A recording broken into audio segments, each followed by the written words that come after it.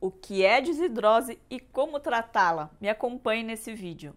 Hoje eu quero te passar algumas informações sobre um problema de pele que é cada vez mais comum e que ocorre principalmente nas mãos e nos pés.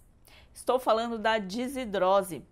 Aproveite essas informações caso você identifique esse problema na sua cliente ou em você mesma, que assim você pode orientá-la a procurar um médico dermatologista para confirmar o diagnóstico e iniciar o tratamento.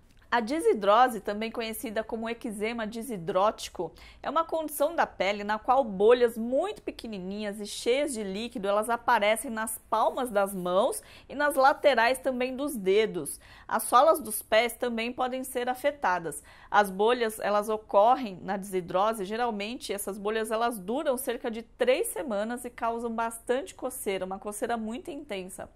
Uma vez que essas bolhas da desidrose elas secam, ocorre descamação da pele.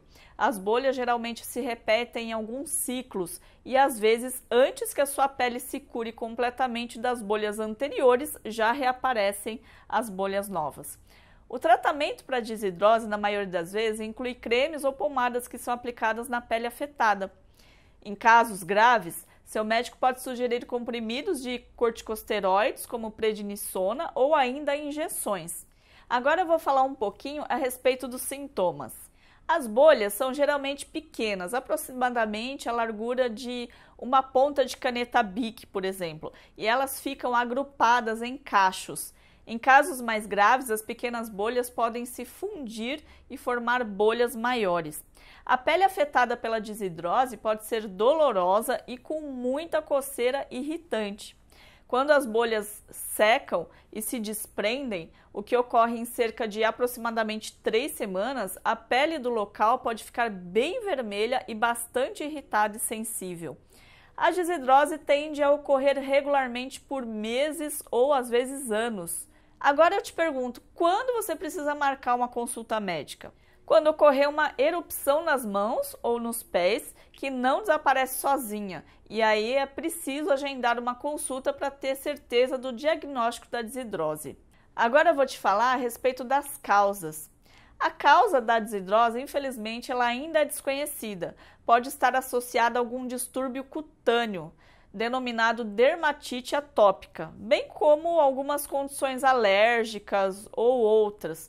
Enfim, as erupções elas podem aparecer frequentemente em pessoas com alergias nasais que sofrem de rinite.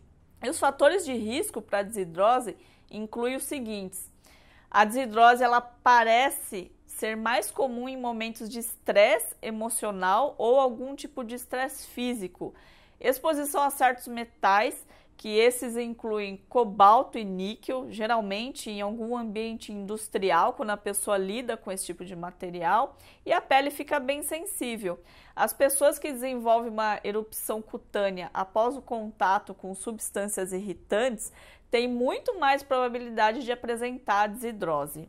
E eu vou te falar agora a respeito do eczema tópico que acontece por causa da desidrose. Algumas pessoas com alterações na barreira epidérmica, que a gente pode chamar também de manto hidrolipídico, podem desenvolver eczema desidrótico. E as complicações? Para a maioria das pessoas com desidrose é apenas uma inconveniência com prurido, que é bastante coceira. E para outros, a dor e a coceira podem limitar o uso de suas mãos ou até dos pés. O ato intenso de coçar pode aumentar o risco de infecções por bactérias no local afetado. E agora eu vou te dar uma dica para prevenção. Como a causa da desidrose geralmente ainda é desconhecida, não há maneira comprovada de prevenir essa condição, mas você pode ajudar a evitar a desidrose, controlando o estresse, evitando exposição a alguns metais, como o cobalto e o níquel, e alguns cuidados com a pele podem prevenir o aparecimento da desidrose. Esses cuidados incluem usar um sabonete suave, secar bem as mãos, usar hidratante regularmente, fazer uso de luvas ao lavar louças ou lavar roupas ou quando você coloca as mãos em algum agente químico. E se você perceber que você tem desidrose ou que você atende clientes na estética com esse problema, você pode muito bem indicar o uso de loção com ureia, que é um potente hidratante e umectante. E por ser uma loção, o produto penetra muito mais facilmente na pele do que um creme. A hidratação constante da pele ela é muito importante para amenizar esse tipo de problema. E aí pode fazer o uso de hidratantes à base de ureia pela manhã e reaplicar sempre que lavar as mãos. Aplicar nos pés também é importante logo após o banho.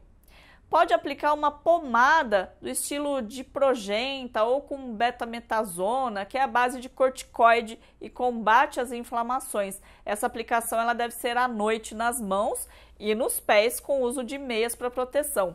Evitar sempre o uso de água quente e sempre que lavar a louça ou fazer uso de agentes químicos, como eu já mencionei, usar luvas. Tome bastante água e evite o estresse.